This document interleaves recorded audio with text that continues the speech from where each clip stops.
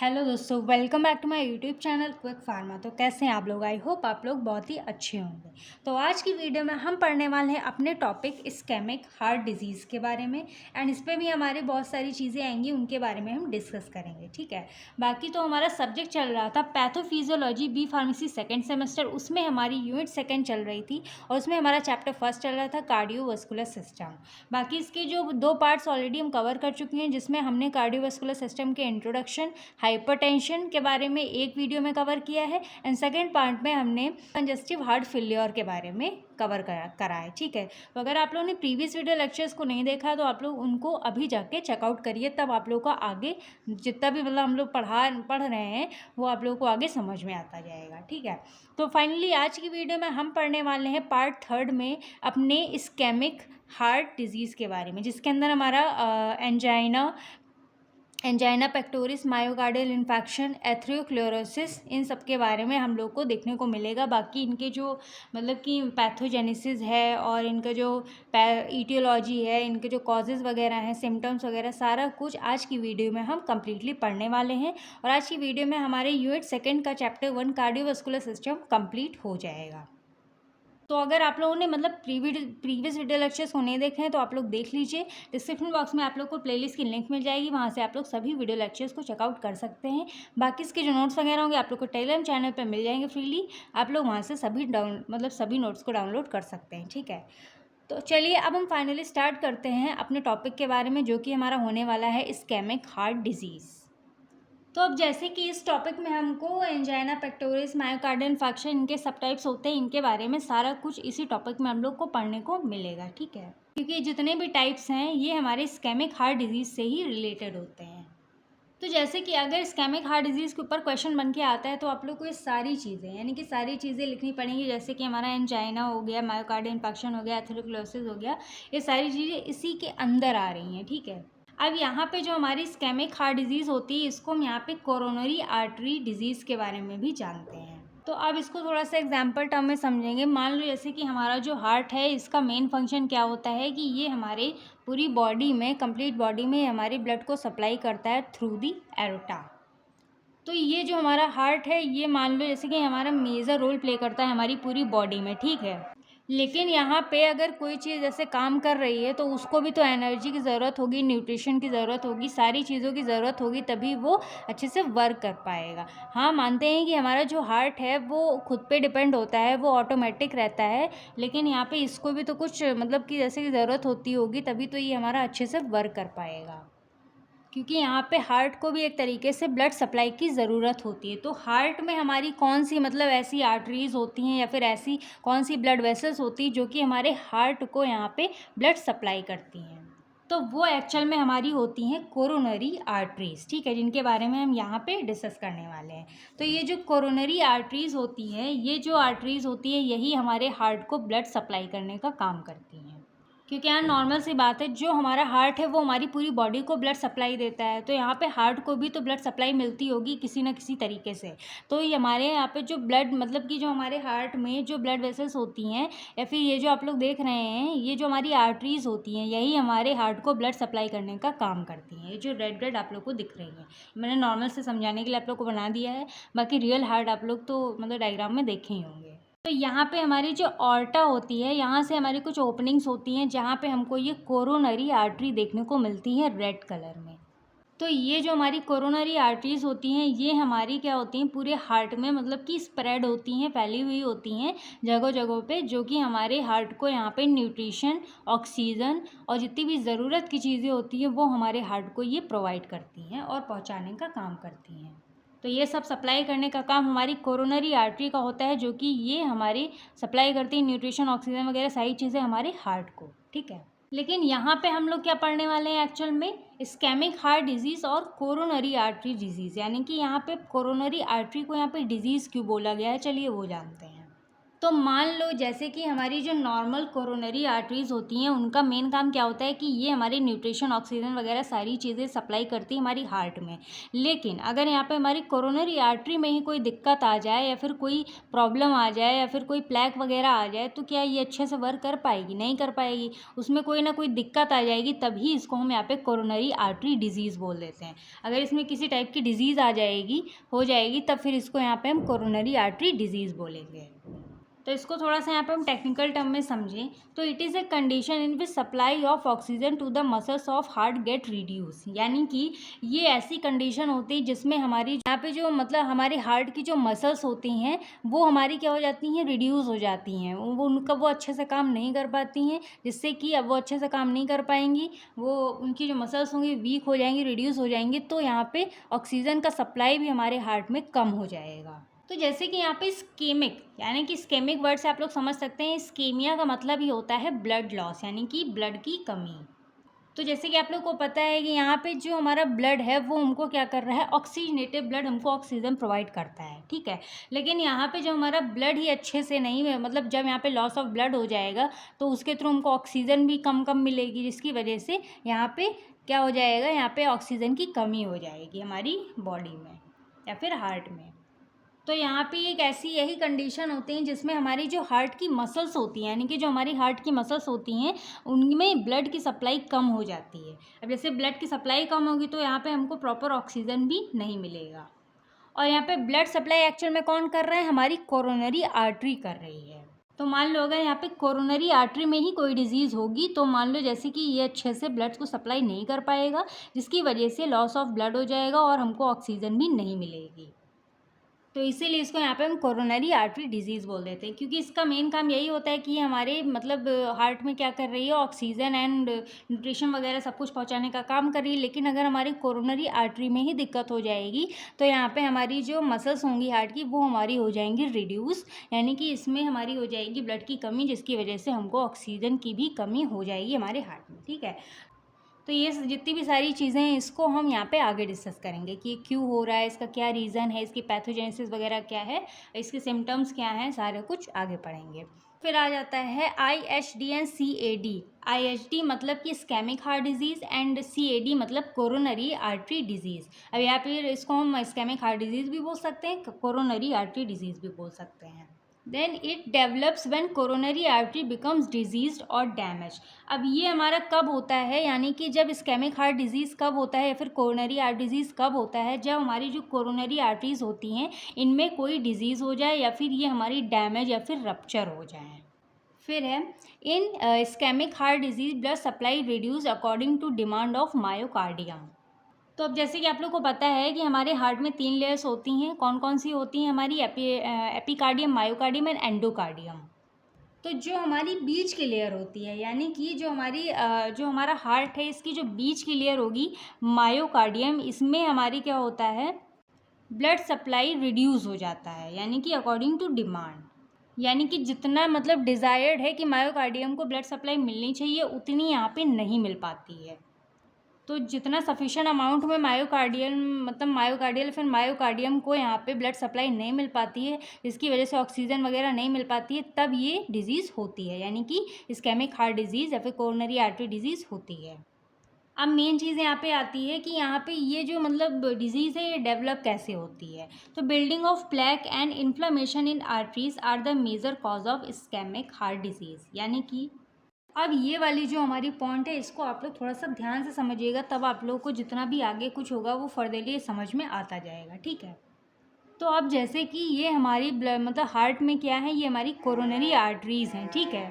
तो ये हमारी जो कोरोनरी आर्टरीज़ है, जब इनको यहाँ पे हम थोड़ा सा जूम करके बनाते हैं तो ये हमारी कुछ इस तरीके से दिखती हैं, जिसमें हमारा ब्लड फ्लो कर रहा होता है, ठीक है। जैसे हमारी नॉर्मल सी कोरोनरी आर्टरी है और इसमें हमारा ब्लड फ्लो नॉर्मली फ्लो कर रहा है। लेकिन अब मान लो जैसे कि हमारी ये जो कोरोनरी आर्टरी है, किसी तरीके से इसमें अगर लिपिड फैट डिपोजिशन हो जाए, यानी कि किसी तरह का प्लैक हो जाए, प्लैक बन जाए। प्लैक मतलब जहाँ पे कुछ इस तरीके का फॉर्म हो जाए, लिपिड फैट डिपोजिशन हो जाए यहाँ पे, कुछ जैसे कि यहाँ पे अंदर ही अंदर यहाँ पे थिक लेयर हो जाए इस कोरोनरी आर्टरी की, तो हमारा जो ब्लड फ्लो नॉर्मल हो रहा था वो अच्छे से नहीं हो पाएगा, और जो हमारी कोरोनरी आर्टरी होगी वो हमारी नैरो हो जाएगी, यानी कि पतली हो जाएगी। अब जैसे कि इतना प्लैक बना है, ये जो प्लैक दिख रहा है आप लोगों को, ये हमारा मान लो लिपिड फैट डिपोजिशन हो गया इसमें, ठीक है। तो यहाँ पे ये जो ब्लड जैसे नॉर्मल फ्लो कर रहा था, अब ये इतनी जगह में से फ्लो कर पाएगा। तो यहाँ पे जब ब्लड इतनी कम जगह में फ्लो करेगा तो यहाँ पे अच्छे से ब्लड फ्लो नहीं कर पाएगा, जिसकी वजह से मतलब सफिशिएंट अमाउंट में यहाँ पे ब्लड नहीं मिल पाएगा हमारे हार्ट को, यानी कि हमारे हार्ट में अच्छे से ब्लड सप्लाई नहीं हो पाएगी। तो यहाँ पे जैसे कि हमारी जो ये कोरोनरी आर्टरी है नॉर्मल ऐसी थी, लेकिन यहाँ पे जब लिपिड फैट डिपोजिशन हो जा रहा है, यहाँ पे कोई तरीके का फ्लैट फॉर्म मतलब प्लैक बन रहा है, तो यहाँ पे जो हमारी कोरोनरी आर्टरी है ये हमारी हो जाएगी एकदम नैरो, जिससे मतलब यहाँ पे क्या है, ब्लड प्रेशर एक्सर्ट हो रहा है ना। अब जैसे कि यहाँ पे जब ज़्यादा प्लैक बन जाएगा तो यहाँ पे अच्छे से ब्लड फ्लो नहीं हो पाएगा, तो जिसकी वजह से यहाँ पे ब्लड सप्लाई कम हो जाएगी, ठीक है। तो इसी की वजह से यहाँ पे क्या, इसको हम यहाँ पे इस्केमिक हार्ट डिजीज़ बोल सकते हैं, फिर कोरोनरी आर्टरी डिजीज़ बोल सकते हैं। अच्छे से जब कोरोनरी आर्टरी वर्क ही नहीं करेगी, ब्लड को अच्छे से सप्लाई नहीं करेगी, तो इसका मतलब क्या होता है, कोरोनरी आर्टरी में कोई डिजीज़ है, ठीक है। तो एक रीज़न तो हमारा ये हो सकता है कि यहाँ पे लिपिड फैट डिपोजिशन हो जाए हमारी कोरोनरी आर्टरी में, ठीक है। अब सेकेंड यहाँ पे क्या होता है कि किसी भी रीज़न की वजह से हमारी जो कोरोनरी आर्टरी है ये रप्चर हो जाए, फिर डैमेज हो जाए, यानी कि फट जाए। तो नॉर्मल सी बात है, जब यहाँ पे हमारे यहाँ पे रप्चर हो जाएगी कोरोनरी आर्टरी, तो यहाँ पे क्या हो जाएगा, ब्लड क्लॉटिंग होगी। अब ब्लड क्लॉटिंग होती कैसे है, जब भी हमारी ब्लड वेसल्स में या फिर मतलब आर्टरीज़ में कोई भी डैमेज होता है, फिर रप्चर होती है, तो उसमें हमारी क्या हो जाती है, ब्लड क्लॉटिंग हो जाती है, ठीक है, ब्लड क्लॉट हो जाता है। अब हमारे यहाँ पे ब्लड क्लॉटिंग एक्चुअल में क्या होता है कि जो हमारे बहुत सारे ज़्यादा अमाउंट में जो प्लेटलेट्स होते हैं, WBC होती हैं, क्लॉटिंग फैक्टर्स होते हैं, वो आपस में क्या हो जाते हैं, एक्यूमुलेट हो जाते हैं, इकट्ठा हो जाते हैं। और यहाँ पे क्या फॉर्म कर लेता है, एक तरीके का प्लैक फॉर्म कर लेता है। जैसे ये ब्लड क्लॉटिंग होगी तो यहाँ पे इस तरीके से प्लैक फॉर्म हो जाएगा। तो इन सभी मतलब आप देख सकते हैं जितने भी हमारे स्टेप्स थे कोरोनरी आर्टरी में, तो ये नॉर्मल साइज़ के बाद यहाँ पे लिपिड फैट डिपोजिशन हुआ, यहाँ पे ब्लड क्लॉटिंग हुई, इन सभी की वजह से यहाँ पे हमारा क्या हो रहा है, जो हमारी कोरोनरी आर्टरी है वो एक तरीके से नैरो हो रही है, यानी उसमें जगह कम हो रही है, जिसकी वजह से यहाँ पे अच्छे से ब्लड सप्लाई नहीं हो पाएगी। अब जैसे नॉर्मली अगर आप लोग घर में देखें तो आप लोग सबके यहाँ पाइप होती होगी, ठीक है, या फिर नल तो सबके यहाँ ही होंगे, लेकिन यहाँ पे अगर मतलब बीच बीच में अगर गंदगी भर जाती है पाइप्स में, तो यहाँ पे जो पानी जो टंकी से पानी आ रहा होता है तो वहाँ पे धीरे धीरे आता है, क्योंकि वहाँ पे बहुत सारी गंदगी जमा हो गई है, तो उसकी वजह से पानी का जो मतलब बहाव होता है, जो पानी का फ्लो होता है वाटर का, वो कम हो जाता है। वैसे ही हमारी कोरोनरी आर्टरी में भी होता है ऐसे ही, कि अगर यहाँ पे अगर कोई प्लैक फॉर्म हो जाएगा, फिर लिपिड फैट डिपोजिशन हो जाएगा, फिर हमारी जो मतलब कि कोरोनरी आर्टरी है अगर रप्चर हो जाएगी, तो यहाँ पे एक तरीके से क्या होगा, हमारे ब्लड सप्लाई कम हो जाएगी, अच्छे से ब्लड ही नहीं फ्लो कर पाएगा, तो यहाँ पे ब्लड सप्लाई कम हो जाएगी और लॉस ऑफ ब्लड हो जाएगा। और जब यहाँ पे ब्लड सप्लाई कम होगी, इसका मतलब ऑक्सीजन की भी कमी हो जाएगी यहाँ पे, यानी कि ऑक्सीजन भी हमारा डिक्रीज़ हो जाएगा। तो ये हमारे कुछ ऐसे मैकेनिज़्म होते हैं, या फिर इनको हम रीज़न भी बोल सकते हैं, जिसकी वजह से यहाँ पे इस्केमिक हार्ट डिजीज़ कॉज होती है या फिर कोरोनरी आर्टरी डिजीज़ कॉज होती है, ठीक है। तो आई होप आप लोग को इसका फंडा एकदम से क्लियर हो गया होगा। यहाँ पे जैसे कि इन्फ्लामेशन वाला आप लोग देख सकते हैं कि आर्टरीज़ में हमारी क्या हो रही है, इन्फ्लामेशन हो रही है। तो अगर आप लोगों ने इन्फ्लामेशन वाला मतलब पार्ट देखा होगा तो आप लोग को अच्छे से समझ में आ रहा होगा। तो मान लो जैसे कि हमारे यहाँ पे जो कोरोनरी आर्टरीज़ हैं, जब यहाँ पे कोई भी रप्चर होता है या फिर ब्लड क्लॉटिंग होती है, कुछ भी होता है, तो उस टाइम पे हमारा इम्यून सिस्टम क्या होता है, वो एक तरीके से जाग जाता है और यहाँ पे WBC को भेजता है, यानी कि इनसे लड़ने के लिए, जो बाहरी चीज़ें हैं जो हमारे ब्लड कोरोनरी आर्टरी को नुकसान पहुँचा रही हैं, उनसे लड़ने के लिए भेजता है, जिसकी वजह से यहाँ पे लड़ाई के दौरान क्या होता है, उसके बाद यहाँ पे इन्फ्लामेशन कॉज हो जाती है। तो यही सारे रीज़न है जिसकी वजह से यहाँ क्या हो जाएगा, इस्केमिक हार्ट डिजीज़ होने के बहुत ज़्यादा मेजर कॉजेज़ हो जाएंगे, यानी कि बहुत ज़्यादा चांसेस हो जाएंगे यहाँ पे इस्केमिक हार्ट डिजीज़ के। इस्केमिक का मतलब ये है कि यहाँ पे ब्लड लॉस होना। तो अगर हमारी कोरोनरी आर्टरी में किसी भी टाइप की डिजीज़ होती है या फिर हमारा जो ब्लड फ्लो है वो बहुत कम होता है, फिर रुक जाता है, तो उसकी वजह से यहाँ पे इस्केमिक हार्ट डिजीज़ होती है या फिर कोरोनरी आर्टरी डिजीज़ होती है। क्योंकि यहाँ पे कोरोनरी आर्टरी डिजीज़ इसीलिए कहा जा रहा है क्योंकि यहाँ पे ब्लड फ्लो तो हमारी कोरोनरी आर्टरीज में ही कर रहा है, लेकिन अगर उसी में डिजीज़ हो जाएगी तो ब्लड फ्लो अच्छे से नहीं कर पाएगा, ठीक है। तो इसलिए इसको यहाँ पे हम कोरोनरी आर्टरी डिजीज़ के नेम से भी जानते हैं। फिर आता है ischaemic heart disease is further responsible for following heart disease. अब यहाँ पे इस्केमिक हार्ट डिजीज़ जो होती हैं, इनमें जैसे कि इनके अंदर भी बहुत सारी डिजीज़ आती हैं जो कि हमारे हार्ट से रिलेटेड होती हैं। इसमें हमारी कुछ डिजीज़ आती हैं, जैसे कि हमारा पहला आ जाता है एंजाइना पेक्टोरिस, सेकंड आता है मायोकार्डियल इन्फार्क्शन, थर्ड आता है एथेरोस्क्लेरोसिस, ठीक है। तो इनके बारे में हम थोड़ा सा डिटेल्स में पढ़ेंगे। तो आई होप आप लोगों को इस्केमिक हार्ट डिजीज़ एंड और कोरोनरी आर्टरी डिजीज़ के बारे में अच्छे से क्लियर हो गया होगा with the help of mechanism, ठीक है। तो ये जितने भी मतलब कि एंजाइना पेक्टोरिस, मायोकार्डियल इन्फार्क्शन, ये सारी चीज़ें जितने भी तीनों की तीनों ये हमारे किसकी वजह से होते हैं, इस्केमिक हार्ट डिजीज़ के ही टाइप होते हैं, ठीक है। जब ये हमारा होता है इसके अंदर ही ये सारी चीज़ें आती हैं। तो अगर ये एग्ज़ाम में आता है ये वाला टॉपिक, तो आप लोग को ये सारी चीज़ें लिखनी पड़ेंगी, क्योंकि ये हमारा ये लॉन्ग में ही आता है। अगर कभी कभी मतलब 5 मार्क्स में पूछा जाएगा तो ये ऐसे मतलब इसके सब टाइप्स करके ही पूछा जाएगा, ठीक है।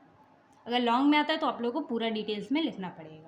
तो सबसे पहले हमारा यहाँ पे आ जाता है एंजाइना पेक्टोरिस। अब जैसे कि मैं आप लोगों को पहले बता दूँ कि ये कभी कभी हमारा 5 नंबर में भी पूछ लिया जाता है अलग से, ठीक है, राइट अ नोट ऑन करके, ठीक है। तो जैसे अगर पूछा जाएगा तो आप लोगों को इसका पहले इंट्रोडक्शन देंगे, टाइप्स देंगे, इसके कितने टाइप्स होते हैं, ये सारी चीज़ें आप लोग को बताना पड़ेगा, ठीक है।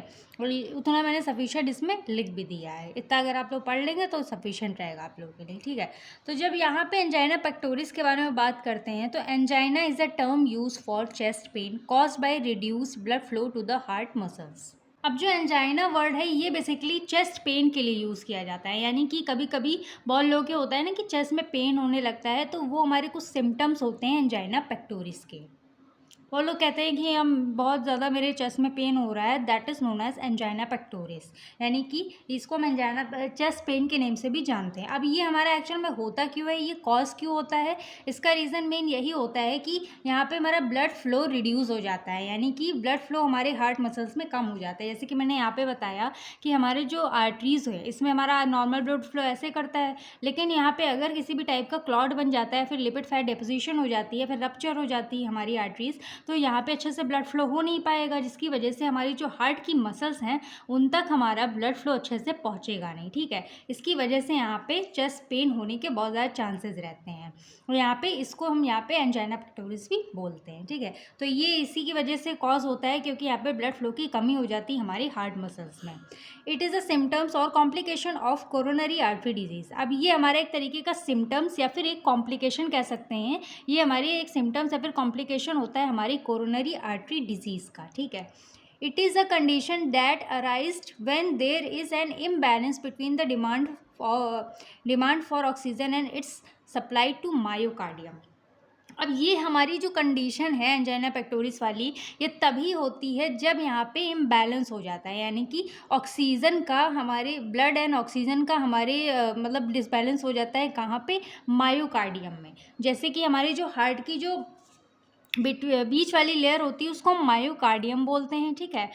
Epicardium, myocardium, endocardium. तो बीच की लेयर मायोकार्डियम होती है। अगर इसमें यहाँ पे सफिशिएंट अमाउंट ऑफ ऑक्सीजन नहीं पहुँचता है, फिर अच्छे से ब्लड सप्लाई नहीं होती है, तो वहाँ पे क्या हो जाता है, इम्बैलेंस हो जाता है। क्योंकि अगर वहाँ पे जितनी अमाउंट ऑफ पहुँचनी चाहिए उतनी पहुँचेगी नहीं, तो यहाँ पे इम्बैलेंस तो हो ही जाएगा ना। जितनी उसको डिमांड है उतनी ऑक्सीजन उसको सप्लाई नहीं हो पा रही है, जिसकी वजह से ये कंडीशन हमारी आ जाती है एंजाइना पेक्टोरिस वाली। अब जैसे कि मान लो आप लोग दिन में 3 रोटी खाने की या फिर 4 रोटी खाने की क्षमता रखते हैं, लेकिन अगर आप लोग को सिर्फ 2 ही रोटी दी जाए तो आप लोग 2 रोटी की तो भूखे ही रह जाएंगे। डिमांड आपकी 4 रोटी की है और मिल आपको 2 रही है, तो आपका जो मतलब जो एनर्जी है आपकी वो कम हो जाएगी ना। तो उसी तरीके से हमारी यहाँ पे मायोकार्डियम में जितना उसको डिमांड है कि इतनी ऑक्सीजन हमको मिलनी चाहिए थ्रू द ब्लड, उतना उसको सप्लाई नहीं मिलती है, जिसकी वजह से हमारी एंजाइना पेक्टोरिस वाली ये वाली कंडीशन हमारी अराइज होती है, ठीक है।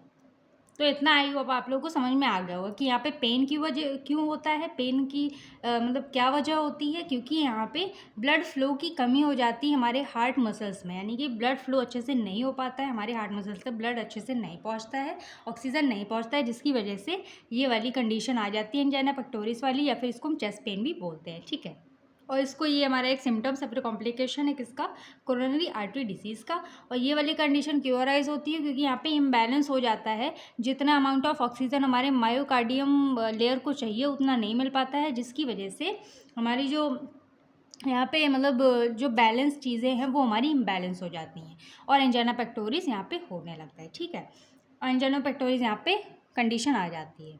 अब इसके टाइप्स के बारे में बात कर लें तो ये हमारी 3 टाइप्स के होते हैं एंजाइना पेक्टोरिस। एक होता है स्टेबल एंजाइना, एक होता है अनस्टेबल एंजाइना, थर्ड होता है वेरिएंट एंजाइना। तो चलिए एक एक करके इनके बारे में हम डिस्कस कर लेते हैं। तो पहला हमारे यहाँ पे आ जाता है स्टेबल एंजाइना।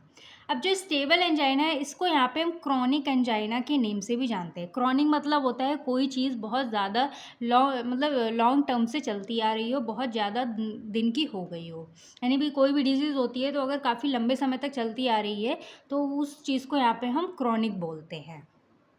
तो अब जैसे कि एंजाइना का मेन मतलब क्या होता है, चेस्ट पेन, यानी कि सीने में दर्द होना। तो अब इसको स्टेबल क्यों कहा गया है, जैसे कि अगर आप लोग नॉर्मली बैठे हुए हो तो उस टाइम पे आप लोगों को कोई पेन नहीं हो रहा है, लेकिन अगर आप लोग ज़्यादा वर्कआउट कर रहे हो, मान लो अगर आपके हार्ट को बहुत ज़्यादा काम करना पड़ रहा है, उसके ऊपर बहुत ज़्यादा मतलब लोड है, वर्क लोड है, वर्किंग हार्डर, आपका हार्ट जो है वो काफ़ी ज़्यादा काम कर रहा है, तेज़ी से काम कर रहा है, तो उसकी वजह से ये वाली कंडीशन आती है। यानी कि जैसे मान लो आप जैसे बहुत ज़्यादा एक्सरसाइज कर रहे हो या फिर बहुत ज़्यादा तेज़ भाग रहे हो तो उसकी वजह से ये वाली कंडीशन आ जाती है क्रॉनिक एंजाइना या फिर स्टेबल एंजाइना वाली। नॉर्मली ये वाली कंडीशन नहीं आती है, जब आप लोग बहुत ज़्यादा लोड डाल देते हो अपने हार्ट पे, उसकी वजह से यहाँ पे ये वाली कंडीशन आती है। अब मान लो ऐसे ही कार्डियो वगैरह कर रहे हो, आप लोग बहुत ज़्यादा एक्सट्रीम हार्ड वर्क कर रहे हो, यहाँ पे एक्सरसाइज वगैरह काफ़ी ज़्यादा मतलब हार्ड वर्किंग है, तो वो हमारा लोड किस पे जा रहा है, हमारे हार्ट पे जा रहा है, ठीक है। तो इस कंडीशन में हार्ट को काफ़ी ज़्यादा काम करना पड़ेगा। अब जैसे कि हार्ट अगर यहाँ पे ज़्यादा वर्क कर रहा है तो इसको यहाँ पे ब्लड सप्लाई भी ज़्यादा चाहिए होगी, लेकिन यहाँ पे अगर कोई ना कोई प्रॉब्लम आ जाती है इसकी वजह से जो जितनी उसको ब्लड सप्लाई की नीड है उतनी ब्लड सप्लाई नहीं मिल पाएगी, यहाँ पे ब्लड सप्लाई की कमी हो जाएगी, जिसकी वजह से यहाँ पे हमको चेस्ट पेन देखने को मिलता है, ठीक है। It occurs due to building of black fat deposition in coronary arteries. अब ये हमको ब्लड सप्लाई, जैसे मैंने यहाँ पे पूरा मैकेनिज्म पढ़ाया आप लोगों को, यहाँ पे ब्लड सप्लाई क्यों रुक जाती है, मतलब बहुत कम क्यों हो जाती है, क्योंकि यहाँ पे ब्लड मतलब कि लिपिड फैट डिपोजिशन हो जाएगा, फिर ब्लड क्लॉटिंग हो जाएगी, जिसकी वजह से प्लैक वगैरह बन जाएगा हमारी कोरोनरी आर्टरी में, उसकी वजह से यहाँ पे ब्लड का जो फ्लो होता है वो कम हो जाता है, ठीक है। जो यहाँ पे कम होने की वजह से pain of stable angina relieved by proper rest और मेडिकेशन, जिसकी वजह से मान लो जैसे कि काफ़ी ज़्यादा आप लोग हार्ड वर्क कर रहे हो, काफ़ी ज़्यादा वर्कआउट कर रहे हो, उसकी वजह से चेस्ट पेन होने लगा, ठीक है, क्योंकि उस टाइम पे यहाँ पे हमारे क्या हो जाती है, प्लैक वगैरह हो जाता है या फिर कोरोनरी आर्टरी में कोई प्रॉब्लम आती है, उसकी वजह से ब्लड फ्लो कम हो जाता है। लेकिन अगर आप लोग को इसको नॉर्मली अगर सही करना है तो इसके लिए आप लोग मतलब पेन को स्टेबल रखना है, एंजाइना स्टेबल एंजाइना से आप लोग को रिलीफ चाहिए, तो आप लोग प्रॉपर रेस्ट करें, मेडिकेशन करें, शांति से बैठें, तब आप लोग को इससे मतलब कि रिलीफ मिलेगा स्टेबल एंजाइना से, और चेस्ट पेन जो है वो आप लोग का सही हो जाएगा। यानी कि अगर प्रॉपर मेडिकेशन कर रहे हैं, प्रॉपर रेस्ट कर रहे हैं, नींद पूरी कर रहे हैं, तो उस टाइम में जो इसका पेन वगैरह है वो चला जाएगा, ठीक है। फिर सेकंड कंडीशन आ जाती है unstable angina. The pain of unstable angina occur even during period of time rest, sleeping और सडनली। अब ये जो अनस्टेबल एंजाइना होता है, जैसे कि स्टेबल में क्या था कि अगर आप लोग कोई काम कर रहे हो, काफ़ी ज़्यादा हार्डवर्क कर रहे हो, तब पेन हो रहा है, और नॉर्मली अगर आप लोग रेस्ट करेंगे तो सही भी हो जाएगा। लेकिन अनस्टेबल एंजाइना में क्या होता है कि आपको कभी भी पेन होने लगता है, यानी कि अगर आप रेस्ट भी कर रहे हो, सो भी रहे हो, या फिर सडनली चल भी रहे हो, वॉक कर रहे हो, कोई वर्कआउट नहीं कभी कर रहे हो, उस टाइम पे भी आप लोगों को अचानक से दर्द मतलब चेस्ट पेन होना शुरू हो जाएगा, ठीक है। तो अनस्टेबल एंजाइना ये वाली कंडीशन होती है जहाँ आप लोग को नॉर्मली अगर आप बैठे भी हो तभी आप लोग को हल्का सा मतलब क्रैम्प्स उठेंगे, मतलब कि हल्का सा दर्द महसूस होगा, तो इसको यहाँ पे हम अनस्टेबल एंजाइना बोलते हैं। कि अगर आप लोग रेस्ट भी कर रहे हो, सो भी रहे हो, या फिर सडनली बैठे भी हो नॉर्मल, तब भी आप लोग को पेन हो सकता है, तो इसको यहाँ पे अनस्टेबल एंजाइना कहेंगे। तो it is considered more serious than stable angina as rest और medication is not enough for its relief. यानी कि अब जैसे कि अगर नॉर्मली कोई इंसान बैठा है, अगर उसको चेस्ट पेन हो रहा है, तो ये काफ़ी ज़्यादा सीरियस कंडीशन हो जाती है स्टेबल एंजाइना से भी, ठीक है। क्योंकि स्टेबल एंजाइना का तो मान लो जैसे कि वो तो रेस्ट करने से, मेडिकेशन करने से सही हो जाता है, लेकिन अनस्टेबल एंजाइना जो है ये चाहे आप रेस्ट कर लो चाहे मेडिकेशन कर लो, ये इतना ज़्यादा इनफ नहीं होता है जिससे कि आप लोग को रिलीफ मिल सके। तो it generally occurs due to rupturing of coronary artery. अब ये कंडीशन आती कब है, जब हमारी जो कोरोनरी आर्टरी होती है जब वो रप्चर हो जाती है, यानी कि यहाँ पे जब रप्चर हो जाएगा तो यहाँ पे ब्लड क्लॉटिंग हो जाएगी, जिसकी वजह से अच्छे से ब्लड फ्लो नहीं हो पाएगा। ठीक है, जब रप्चर हो जाती है कोरोनरी आर्टरी, उस टाइम पे हमको अनस्टेबल एंजाइना यानी कि अनस्टेबल पेन देखने को मिलेगा, चेस्ट पेन देखने को मिलता है। नॉर्मली अगर हम बैठे भी हैं, मेडिकेशन कर रहे हैं, फिर रेस्ट कर रहे हैं, उसमें भी हमको दर्द देखने को मिलता है। तो इसके लिए आप लोग को प्रॉपर ट्रीटमेंट की ज़रूरत होती है। ठीक है, फिर हमारा आता है, ये भी हमारे अनस्टेबल एंजाइना भी थोड़ी सी सीरियस कंडीशन कंसिडर करती है। ठीक है, फिर हमारा थर्ड आ जाता है वेरिएंट एंजाइना। अब यहाँ पे वेरिएंट एंजाइना यानी कि ये हमारे एंजाइना पेक्टोरिस का थर्ड रीज़न होता है, थर्ड टाइप होता है। इसमें ये काफ़ी ज़्यादा सीरियस कंडीशन होती है। तो it is a rare type of angina, its pain generally occurs of resting stage, यानी कि अगर आप प्रॉपर रेस्ट कर रहे हो, सब कुछ कर रहे हो, अगर आप आराम से सो भी रहे हो, लेटे भी हो, तो इसमें रेस्टिंग स्टेज पे भी ये वाले कंडीशन आ जाती है। इसमें आप लोग को काफ़ी ज़्यादा पेन होता है, यानी कि चेस्ट पेन काफ़ी ज़्यादा बढ़ जाता है। It occurs due to narrowing of coronary artery. अब ये हमारा क्या होता है कि इसमें हमारी जो कोरोनरी आर्टरी होती है ये हमारी हो जाती है पतली, यानी कि नैरो हो जाती है, जिसकी वजह से यहाँ पे ब्लड सप्लाई बहुत ज़्यादा कम हो जाती है। ठीक है, और हमारे हार्ट की जो मसल्स होती हैं उनका ब्लड सप्लाई पहुँचेंगी नहीं, तो वो भी हमारी बहुत बहुत ज़्यादा क्या हो जाएंगी, वीक हो जाएंगी। दिस नैरोइंग और spasm leads to decrease blood flow to the heart, यानी कि ये जो अगर हमारी ब्लड जो कोरोनरी आर्टरीज़ हैं, जब ये हमारी बहुत ज़्यादा नैरो हो जाती हैं, इसमें किसी टाइप का स्पाज्म हो जाता है, बन जाता है, क्लॉट बन जाता है, तो हमारे यहाँ पे ब्लड फ्लो बहुत ज़्यादा कम हो जाता है और हार्ट तक हमारा अच्छे से ब्लड नहीं पहुँच पाता है, यानी कि ब्लड सप्लाई नहीं हो पाती हमारे हार्ट के अंदर, and it increase the risk of heart attack. तो ये वेरिएंट एंजाइना में क्या होता है, काफ़ी ज़्यादा सीरियस कंडीशन होती है, इसमें हार्ट अटैक आने के भी काफ़ी ज़्यादा चांसेस होते हैं। ठीक है, तो ये हमारा हो जाता है वेरिएंट एंजाइना। तो आई होप आप लोग को एंजाइना पेक्टोरिस का फंडा पूरा क्लियर हो गया होगा। इसका मतलब कि ये हमारे किस रीज़न की वजह से हो रहा है, इसको हम चेस्ट पेन के टर्म से जानते हैं। और ये हमारी 3 टाइप के होते हैं, स्टेबल, अनस्टेबल, वेरिएंट। स्टेबल में क्या हो रहा है, ये हमारी एक क्रोनिक एंजाइना है। अगर आप लोग बहुत ज़्यादा हार्ड वर्क कर रहे हो, बहुत ज़्यादा लोड पड़ रहा है हार्ट पे, तभी ये मतलब पेन होता है, चेस्ट पेन होता है, या फिर ब्लड की सप्लाई कम हो जाती है हमारे हार्ट में, तब ये वाला पेन होता है। और अगर आप लोग नॉर्मली रेस्ट करते हो, मेडिकेशन करते हो, तब ये इसमें रिलीफ मिल जाता है। अनस्टेबल में क्या है, अनस्टेबल में ये अगर आप लोग रेस्ट कर रहे हो, सो भी रहे हो, अगर सडनली इसमें पेन स्टार्ट हो जाता है, ये हमारी थोड़ी सी सीरियस कंडीशन होती है। इसमें आप लोग को मेडिकेशन रेस्ट से ही मतलब रिलीफ नहीं मिलेगा, इतना इनफ नहीं होता है, इसके लिए आप लोग को ट्रीटमेंट की ज़रूरत भी पड़ती है। अब ये होता किस वजह से है, क्योंकि ये इसमें जो कोरोनरी आर्टरीज होती है वो हमारी हो जाती हैं रप्चर, ब्लड क्लॉटिंग वगैरह हो जाती है, इसकी वजह से हमारा अनस्टेबल एंजाइना होता है। वेरिएंट एंजाइना काफ़ी ज़्यादा सीरियस कंडीशन है, जिसमें हमको हार्ट अटैक आने के भी काफ़ी ज़्यादा चांसेस होते हैं, क्योंकि हमारे इसमें जो कोरोनरी आर्टरी है वो हमारी नैरो हो जाती है, इसमें स्पाज्म वगैरह इकट्ठा हो जाता है, इसकी वजह से ब्लड फ्लो कम हो जाता है। ठीक है, तो आई होप आप लोग को ये सारी कुछ समझ में आ गया होगा। अब हमारा सेकेंड आ जाता है मायोकार्डियल इन्फाक्शन। ठीक है, एंजाइना पेक्टोरिस हो गया। मायोकार्डियल इन्फाक्शन के बारे में चलिए हम यहाँ पे समझ लेते हैं। तो अगर हम मायोकार्डियल इन्फाक्शन के बारे में बात करें, तो the death of cardiac tissues due to disturb और less supply of blood is known as myocardial infarction.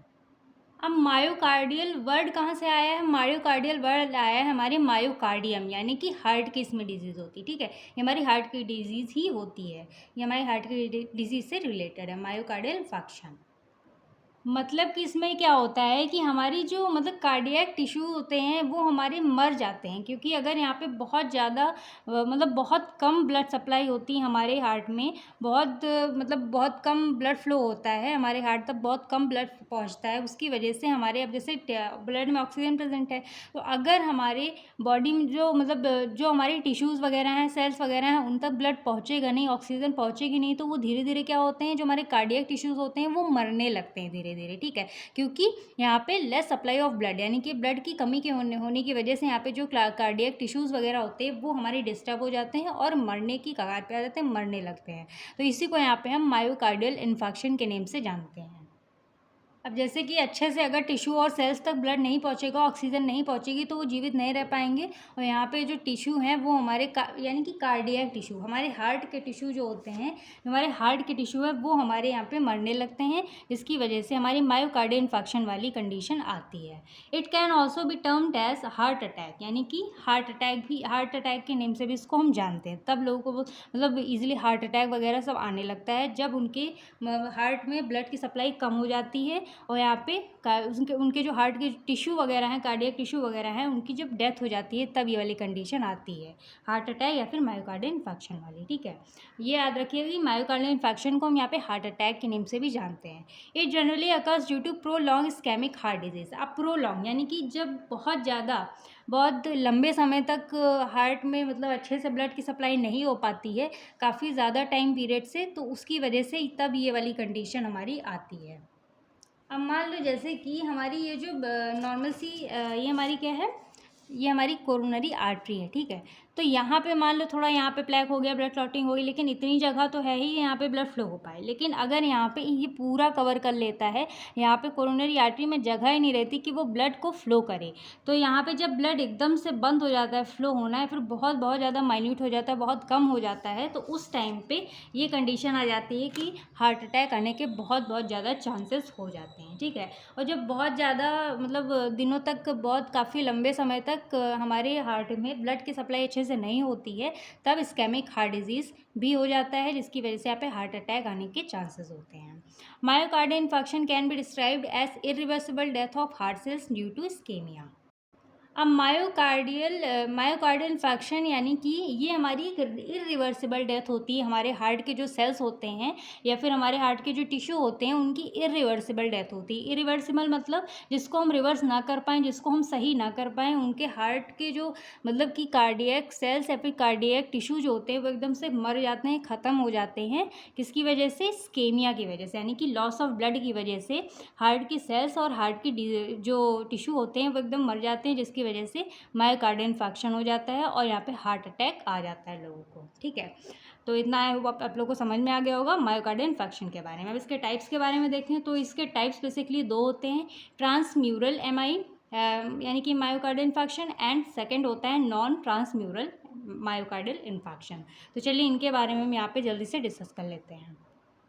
तो पहला हमारा यहाँ पे आ जाता है ट्रांसम्यूरल एमआई। तो in this type the affected muscle segment undergoes ischaemic necrosis which extend from endocardium to epicardium through myocardium. तो यहाँ पे इस्केमिक का मतलब क्या होता है? इस्केमिक का मतलब होता है जब हमारी मतलब कि ब्लड की कमी हो जाए, ब्लड फ्लो की कमी हो जाए, अच्छे से ब्लड ना फ्लो कर पाए, लॉस ऑफ ब्लड। नेक्रोसिस का मतलब होता है यानी कि सेल डेथ या फिर टिश्यू डेथ, जिसमें सेल डेथ कॉज होती है या फिर टिश्यू डेथ हो जाती है। तो अब यहाँ पे क्या होता है कि सबसे पहले जो सेल डेथ या फिर टिश्यू डेथ होती है, फिर जो इस्केमिक नेक्रोसिस होती है, वो कहाँ से शुरू होती है? सबसे पहले वो शुरू होती है सबसे इनर मोस्ट, जो हमारी हार्ट की इनर मोस्ट लेयर होती है यानी कि एंडोकार्डियम, वहाँ से शुरू होती है। उसके बाद फिर मायोकार्डियम में नेक्रोसिस होती है, उसके बाद मतलब मायोकार्डियम में सेल डेथ होने के बाद यहाँ पे एपिकार्डियम, जो हमारी सबसे आउटर मोस्ट लेयर होती है हमारे हार्ट की, वहाँ पे सेल डेथ होती है। तो ये जो इस्केमिक नेक्रोसिस है जो कि हमारे एंडोकार्डियम से लेके हमारी पूरे एपिकार्डियम तक पहुंच जाती है, ठीक है, थ्रू मायोकार्डियम। तो ये यहाँ पे ट्रांसम्यूरल एमआई का होता है। Transmural MI refers to complete blockage of coronary artery. अब ट्रांसम्यूरल एमआई में क्या होता है कि यहाँ पे पूरी की पूरी जो हमारी आर्टरी होती है वो कम्प्लीटली ब्लॉक हो जाती है, यानी कि पूरी की पूरी जो हमारी आर्टरी है वो कम्प्लीट यहाँ पे ब्लॉक हो जाएगी। जैसे कि यहाँ पे हम देखते हैं थोड़ा डायग्राम के थ्रू, तो ये हमारी जो कोरोनरी आर्टरी है ये हमारी क्या हो जाती है? कंप्लीट ब्लॉक हो जाती है। ये हमारी कोरोनरी आर्टरी है, यहाँ से हमारा ब्लड फ्लो करना चाहिए, ठीक है, लेकिन यहाँ पे जब पूरा का पूरा यहाँ पे जब ये ब्लॉक हो जाएगी, यहाँ पे पूरा नेक्रोसिस हो जाएगी, तो यहाँ पे हमारा क्या हो जाता है? ब्लड फ्लो ही नहीं कर पाएगा, क्योंकि यहाँ पे जो पूरी की पूरी कंप्लीट ब्लॉक हो गई है, पूरी बंद हो गई है, तो यहाँ पे ब्लड फ्लो बिल्कुल भी नहीं हो पाएगा, ठीक है। तो इसमें क्या होता है, यहाँ पे बिल्कुल भी ब्लड फ्लो नहीं हो पाता है, जिसकी वजह से हमारे cell death and tissue death होने लगते हैं। अब मान लो जैसे कि यहाँ पे थोड़ी सी जगह होती है लिपिड फैट डिपोजिशन में, यहाँ पे थोड़ा सा मतलब नैरो हो जाती है आर्टरी, लेकिन यहाँ पे थोड़ी सी जगह होती है ब्लड फ्लो करने के लिए, ठीक है। ब्लड क्लॉटिंग भी होती है, तब भी थोड़ी सी जगह यहाँ पे होती है ब्लड फ्लो करने के लिए। लेकिन यहाँ पे ट्रांसम्यूरल में क्या होता है कि यहाँ पे कंप्लीट ब्लॉकेज हो जाता है, बिल्कुल भी जगह नहीं बचती है जिससे कि हमारा ब्लड फ्लो कर पाए, ठीक है, जिसकी वजह से यहाँ पे हार्ट अटैक जैसे सिम्टम्स हम लोग को देखने को मिलते हैं, यानी कि हमारा जो हार्ट है एकदम चोक हो जाता है, हमारा हार्ट जो एकदम मतलब कि वहाँ पर जब ब्लड सप्लाई नहीं होगी तो यहाँ पे मायोकार्डियल इन्फेक्शन हो जाता है। ठीक है, तो ये हमारा ट्रांसम्यूरल मायोकार्डियल इन्फेक्शन होता है जिसपे हमारी जो ये आर्टरी होती है, कोरोनरी आर्टरी, ये कम्प्लीटली ब्लॉक हो जाती है। फिर सेकेंड आ जाता है नॉन ट्रांसम्यूरल MI। अब इसमें क्या होता है, in this type of necrosis is limited to endocardium और maximum to myocardium. Non transmural MI refers to partial blockage of coronary artery. अब इसमें हमारा क्या होता है कि ये जो निक्रोसिस होती है, यानी कि जो भी ये मतलब सेल डेथ है, फिर सेल टिश्यू डेथ है, ये हमारी सिर्फ एंडोकार्डियम सब मायोकार्डियम तक ही रहती है, एपिकार्डियम में नहीं पहुंचती। यानी कि इसमें हमारी जो कोरोनरी आर्टरी है वो पार्शियली ब्लॉकेज होती है, पूरी कंप्लीट ब्लॉक नहीं होती है, यानी कि जिसमें हमारी कंप्लीट कोरोनरी आर्टरी ब्लॉक नहीं होती है इसकी तरह। ठीक है, तो ये हमारा हो जाता है नॉन ट्रांसम्यूरल मायोकार्डियल इन्फेक्शन। तो आई होप आप लोग को मायोकार्डियल इन्फेक्शन का पूरा फंडा क्लियर हो गया होगा। अगर इसके बारे में आता है तो आप लोग सबसे पहले इसका इंट्रोडक्शन देंगे, इसके दोनों टाइप्स लिखेंगे। ठीक है, जो कि हमारा हो जाता है transmural MI and non transmural MI। अब उसके बाद हमारा यहाँ पे थर्ड आ जाता है जो कि हमारा होने वाला है एथेरोस्क्लेरोसिस। ठीक है, अब इसको चलिए जल्दी से हम यहाँ पे देख लेते हैं। तो हमारा थर्ड आ जाता है एथेरोस्क्लेरोसिस। तो ये हमारा क्या होता है, atherosclerosis is a condition when fatty deposits build up on the inner wall of arteries leading to narrowing and hardening of arteries. तो ये जो एथेरोस्क्लेरोसिस होता है ये सबसे मोस्ट इम्पॉर्टेंट हमारा मतलब कि मैकेनिज़्म होता है किसका, हमारे इस्केमिक हार्ट डिजीज़ का। तो यहाँ पे जो मतलब ये कंडीशन ऐसी होती है जिसमें हमारा फैट डिपॉजिट बिल्डअप हो जाता है हमारी जो आर्टरीज़ होती हैं उनकी इनर वॉल्स में, जिसकी वजह से हमारी जो आर्टरीज़ होती हैं वो नैरो हो जाती है और हार्ड हो जाती हैं, यानी कि बहुत ज़्यादा थिक हो जाती हैं। तो इसका मतलब ही होता है यहाँ पे लिपिड फैट डिपोजिशन, यानी कि जो हमारी आर्टरी होती है नॉर्मली कोरोनरी आर्टरी होती है, इसमें लिपिड फैट डिपोजिशन हो जाती है, जिसकी वजह से यहाँ पे हमारी जो आर्टरी है यहाँ पे जब लिपिड फैट डिपोजिशन होगा तो ये हमारी जो इसकी जो इनर वॉल्स होती है हमारी कोरोनरी आर्टरी की, वो हमारी थिक हो जाती है, मोटी हो जाती हैं, और यहाँ पे हमारी कोरोनरी आर्टरी यहाँ पे नैरो हो जाती है, यानी कि पतली हो जाती है, जिसकी वजह से बहुत कम ब्लड फ्लो हो पाता है, ब्लड फ्लो काफ़ी ज़्यादा कम हो जाता है। तो ये हमारी ऐसी कंडीशन है, यानी कि एथेरोस्क्लेरोसिस, इसी को हम कहते हैं फैटी मतलब कि लिपिड फैट डिपोजिशन को यहाँ पे हम एथेरोस्क्लेरोसिस बोलते हैं, जिसमें हमारा क्या हो रहा है, ये क्या कर रहा है, जो हमारी आर्टरी है उसकी इनर वॉल्स को मतलब कि थिक कर रहा है, नैरो कर रहा है और हार्ड बना रहा है। ठीक है, the buildup of fat, cholesterol and other substances is termed as plaque. तो अब जैसे कि यहाँ पे जो हमारा फैट वगैरह, कोलेस्ट्रॉल वगैरह जो सारा कुछ हमारे मतलब जमा हो रहा है, इसी को यहाँ पे हम फैट मतलब कि क्या बोल देते हैं, लिपिड फैट डिपोजिशन बोल देते हैं, या फिर इसको प्लेक बोलते हैं। यानी कि ये जितने भी सब्सटेंसेस हैं जब इकट्ठा हो जाएंगे, एक्यूमुलेट हो जाएंगे, जमा हो जाएंगे हमारी आर्टरी में, तो इसी को यहाँ पे हम प्लेक बोल देते हैं।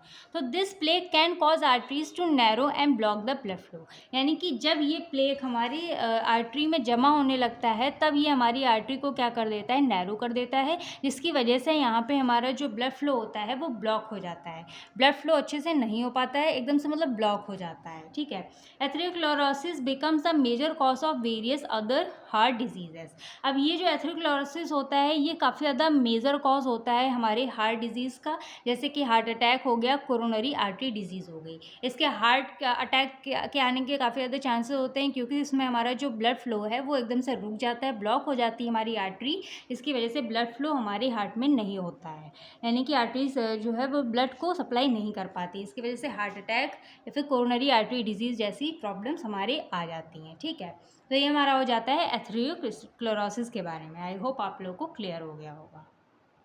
तो अब यहाँ पे हम बात कर लेते हैं कॉजेज़ के बारे में। तो वैसे अगर कॉजेज़ के बारे में बात करें तो जितना हमने हाइपरटेंशन एंड CHF वगैरह जो भी हमने पढ़ा है, या फिर या इस्केमिक हार्ट डिजीज़ जो भी हम पढ़ रहे हैं, सबके कॉजेज़ सेम ही होते हैं लगभग। ठीक है, तो इसमें भी हमारा ischaemic heart disease including angina pectoris, myocardial infection, atherosclerosis के सभी कॉजेज़ सेम होते हैं। जैसे कि हो गया हाइपरटेंशन, जिसमें हमारा ब्लड वॉल्यूम बढ़ जाता है, ब्लड प्रेशर बढ़ जाता है, जिसकी वजह से हाइपरटेंशन कॉज होती है। हाई कोलेस्ट्रॉल बहुत ज़्यादा हाई कोलेस्ट्रॉल हो गया हमारी मतलब, तो उसमें ज़्यादा दिक्कत होती है, ब्लड फ्लो एकदम कम हो जाता है।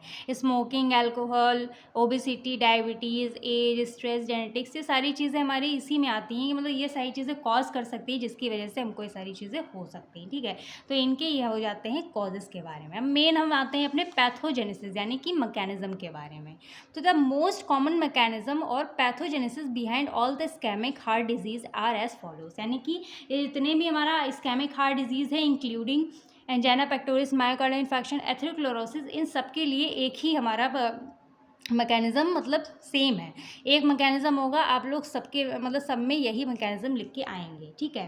तो यहाँ पे हम चलिए इसके मैकेनिज़्म के बारे में जल्दी समझ लेते हैं। तो पैथोजेनेसिस का एक्चुअल में मतलब होता है कि ये जितनी भी डिजीज़ हो रही है, यानी कि ischaemic heart disease including angina pectoris, myocardial infection, atherosclerosis, इसके जितने भी सब टाइप्स हैं, ये जितनी भी चीज़ें हमारी मतलब हो रही हैं हार्ट से रिलेटेड डिजीज़, उनका मतलब ये एक्चुअल में इनके मतलब हो क्यों रही है, इनका रीज़न क्या है, इनका मैकेनिज्म क्या है होने का, ठीक है। तो उसी को यहाँ पे हम पैथोजेनेसिस बोलते हैं। और चलिए इसको जल्दी से हम यहाँ पे समझ। तो various aetiological factors injury to endothelial cells that lines the blood vessels, यानी कि हमने अभी जितने भी फैक्टर्स पढ़े कि जिन जिन की वजह से, जिन जिन रीजंस की वजह से ये इस्केमिक हार्ट डिजीज़ कॉज हो रही है, या फिर जितने भी इसके सब टाइप से ये सारी चीज़ें कॉज हो रही हैं, उसी को यहाँ पे हम ईटियोलॉजिकल फैक्टर्स बोलेंगे। तो अब मान लो जैसे कि हमारी ये कोरोनरी आर्टरी है, ठीक है। तो ये कोरोनरी आर्टरी है नॉर्मल से हमारी, और इसकी जो अंदर वाली लाइनिंग होती है, यानी कि जो लाइन होती है, इसकी जो लेयर होती है, इसको यहाँ पे हम बोलते हैं inner lining of coronary artery. ऊपर वाले पार्ट को यहाँ पे हम बोल देंगे कवरिंग, जो कि हमारी आर्टरी को कवर करने का काम कर रही है, और ये अंदर वाली लेयर को हम यहाँ पे बोल देते हैं इनर लाइनिंग। तो जो हमारी अंदर की लाइनिंग होती है हमारी कोरोनरी आर्टरी की, मान लो जैसे वो हमारी एक तो सॉफ्ट होती है क्योंकि वो हमारी अंदर की लाइनिंग है, क्योंकि वो उसको मतलब ये कवरिंग हो गई, तो इसके अंदर वाली इनर लाइनिंग होगी। तो ये हमारी एक्चुअल में किसकी बनी होती है, ये हमारी बनी होती है एंडोथीलियल सेल्स की। तो जब हमारे यहाँ पे एंडोथीलियल सेल्स में यहाँ पे जब इंजरी हो जाती है, that lines the blood vessels, यानी कि जो हमारे यहाँ पे इनर लाइन होती है हमारे यहाँ पे ब्लड वेसल या फिर कोरोनरी आर्टरी की, जब इनमें हमारे कोई इंजरी हो जाती है, तो इसको यहाँ पे हम क्या बोलते हैं, लाइंस ऑफ ब्लड वेसल्स, या फिर एंडोथीलियल सेल्स में कोई इंजरी हो जाना। तो इसको यहाँ पे हम क्या बोल देंगे, इन्फ्लामेशन या फिर इम्यून सिस्टम, यानी कि यहाँ पे जब ये इंजरी होगी तो यहाँ पे इन्फ्लामेशन भी तो कॉज होगी, और ये इन्फ्लामेशन होना भी ज़रूरी होता है, क्योंकि हमारी सेल्स में जब भी कोई इंजरी होती है तो यहाँ पे इन्फ्लामेशन होना ज़रूरी होता है। क्योंकि कभी भी जब हमारे सेल्स में इंजरी होती है तो उस टाइम पे हमारा जो इम्यून सिस्टम होता है वो रिस्पॉन्स करता है इन्फ्लामेशन के थ्रू, यानी कि जैसे कि हमारे एक्यूमुलेशन ऑफ लिपिड्स हो जाएगा, platelets and other clotting factors, ये सारे हमारे क्या हो जाएंगे, एक्यूमुलेट हो जाते हैं। उसकी वजह से यहाँ पे क्या फॉर्म कर लेते हैं, प्लैक फॉर्म कर लेते हैं। जब यहाँ पे इन्फ्लामेशन कॉज होगी तो यहाँ पे जो मतलब यहाँ पे जो लिपिड वगैरह होगा, प्लेटलेट्स वगैरह होंगे, ब्लड क्लॉटिंग हो जाएगी, ब्लड फैक्टर्स वगैरह होंगे, वो सारी चीज़ें यहाँ पे एक्यूमुलेट हो जाएंगी और यहाँ पे क्या फॉर्म कर लेंगी, एक प्लैक फॉर्म कर लेंगी, ठीक है। तो जब यहाँ पे प्लैक फॉर्म हो जाएगा तो यहाँ पे ऑब्स्ट्रक्शन ऑफ ब्लड फ्लो, यानी कि जब प्लैक फॉर्म होगा तो यहाँ पे जो हमारी कोरोनरी आर्टरी है, ब्लड वेसल्स है, ये हमारी हो जाएगी नैरो, यानी कि बहुत ज़्यादा पतली हो जाएगी, जिसकी वजह से यहाँ पे ब्लड फ्लो अच्छे से नहीं हो पाएगा, ऑब्स्ट्रक्ट हो जाएगा। इसकी वजह से यहाँ पे जो हमारा ब्लड है वो हमारा अच्छे से सप्लाई नहीं हो पाएगा, और ब्लड में ऑक्सीजन प्रेजेंट है तो ऑक्सीजन भी हमारा हार्ट में सप्लाई नहीं हो पाएगा। उसके बाद यहाँ पे इस्केमिक हार्ट डिजीज़ कॉज हो जाएगी, ठीक है। इस्केमिक हार्ट डिजीज़ जैसे ही कॉज होगी उसमें हमारी सारी चीज़ें आ जाएंगी, जैसे एंजाइना पेक्टोरिस हो गया, मायोकार्डियल इन्फेक्शन हो गया, एथेरोस्क्लेरोसिस हो गया, ये सारी चीज़ें होने के बहुत ज़्यादा चांसेस रहते हैं, ठीक है। तो आई होप आप लोग को इसका मैकेनिज्म समझ में आ गया होगा। सिंपल सा मैकेनिज्म यही है कि यहाँ पे जो मतलब कि कोरोनरी आर्टरी में क्या हो रहा है, यहाँ पे इंजरी हो रही है सेल में, सबसे पहले तो इन्फ्लेमेशन कॉज हो रही है, लिपिड्स वगैरह जो हैं, प्लेटलेट्स हैं, क्लॉटिंग फैक्टर्स है, वो सब इकट्ठा हो रहे हैं, यहाँ पे प्लैक फॉर्म कर रहे हैं, जिसकी वजह से यहाँ पे ब्लड का फ्लो एकदम रुक जा रहा है, और यहाँ पे ऑक्सीजन हमारी कंप्लीटली रुक जा रही है, ब्लड के थ्रू ऑक्सीजन नहीं पहुँच पा रही है हमारे हार्ट में, इसकी वजह से इस्केमिक हार्ट डिजीज़ कॉज हो रही है। और ये हमारे इसके कुछ सिम्टम्स आ जाते हैं, angina pectoris, myocardial infection and atherosclerosis, जिसके बारे में प्रीवियस में अभी डिस्कस कर चुके हैं, ठीक है। तो आई होप आप लोगों को सारा कुछ इसका समझ में आ गया होगा, इसका पैथोजेनेसिस, इसके कॉजेज़ वगैरह, और इसका यहाँ पे सारी चीज़ें क्लियर हो गई होंगी आप लोगों को। तो अब इसके हम लास्ट पार्ट के बारे में डिस्कस कर लेते हैं, जिसमें हमारा आ जाता है साइंस एंड सिम्टम्स। तो इसके साइन एंड सिम्टम्स भी बेसिकली कॉमन ही है, जैसे कि चेस्ट पेन होना, fatigue, anxiety, headache, shortness of breath, मतलब सांस लेने में दिक्कत होना, सर दर्द होना, एंजाइटी फील होना एंड चक्कर वक्कर आना, ये सारी चीज़ें, डिजीनेस फील करना, ये सारी चीज़ें आ जाती हैं। कॉम्प्लिकेशंस जैसे कि हार्ट अटैक हो सकता है, हार्ट फेलियर हो सकता है, किडनी डिजीज़ हो सकती है, किडनी फेलियर हो सकता है, आई प्रॉब्लम हो सकती है, वेरियस मेटाबॉलिक डिसऑर्डर्स आ सकते हैं। अब इसको हम ट्रीट या फिर मैनेज कैसे कर सकते हैं? तो यहाँ पे 2 तरीके से मैनेज कर सकते हैं। एक होता है नॉन फार्माकोलॉजिकल, एक होता है फार्माकोलॉजिकल। नॉन फार्माकोलॉजिकल में हम लोग कोई भी मेडिसिन का यूज़ नहीं करते हैं, उसमें नॉर्मल एक्सरसाइज कर सकते हैं, वेट को लॉस कर सकते हैं, हेल्दी डाइट ले सकते हैं, हेल्दी लाइफस्टाइल रख सकते हैं और अल्कोहल टोबैको को यहाँ से मतलब हटा सकते हैं अपनी लाइफ से, उनका यूज़ ना करके, कंज्यूम नहीं कर सकते, ठीक है। तो जिसकी वजह से इसको हम ट्रीट कर सकते हैं या फिर मैनेज कर सकते हैं। फार्माकोलॉजिकल जिसमें हम मतलब कि ड्रग्स का यूज़ कर सकते हैं, फिर मेडिकेशन वगैरह करा सकते हैं, जैसे कि एंटीकोगुलेंट्स ले सकते हैं बाहर से, बीटा ब्लॉकर्स ले सकते हैं, ACE इनिबिटर्स या फिर वैसोडाइलेटर्स ले सकते हैं, ठीक है। तो ये हो जाते हैं इसका ट्रीटमेंट एंड मैनेजमेंट, इस तरीके से इसको हम ट्रीट कर सकते हैं, ठीक है। तो आई होप आप लोगों को इसका एक एक पार्ट समझ में आ गया होगा। तो अगर यहाँ पे कभी भी स्टैमिक हार्ट डिजीज़ के बारे में पूछा जाता है तो आप लोगों को सबसे पहले इसका इंट्रोडक्शन देना है, ठीक है। उसके बाद यहाँ पे इसके कितने सब टाइप्स होते हैं, 3 होते हैं, angina pectoris, myocardial infection and atherosclerosis, ठीक है। तो सबसे पहले यहाँ पे हमारा आएगा एंजाइना पेक्टोरिस, इसका आप लोग इंट्रोडक्शन देंगे। उसके बाद इसके टाइप्स के बारे में लिखेंगे, इसके टाइप्स 3 तरीके के होते हैं, आप लोग जानेंगे होंगे।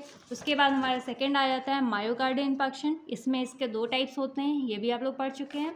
और उसके बाद यहाँ पे एथेरोस्क्लेरोसिस के बारे में लिखेंगे, इसका पूरा कंप्लीट इंट्रो वगैरह और इसके एग्जांपल्स और कॉजेज़ के बारे में। उसके बाद यहाँ पे पैथोजेनेसिस, जो कि कॉमन है, कॉमन मैकेनिज्म है इन सभी का, ठीक है। तो और इसकी sign and symptoms, complication, treatment, management. तो आई होप आप लोगों को वीडियो अच्छी लगी होगी। अगर इस टॉपिक से रिलेटेड आप लोग को कोई भी डाउट होता है, आप लोग कमेंट सेक्शन में पूछ सकते हैं, ठीक है। तो मिलते हैं नेक्स्ट वीडियो में नेक्स्ट टॉपिक के साथ। तब तक के लिए do like, share, comment, subscribe to my YouTube channel quick pharma.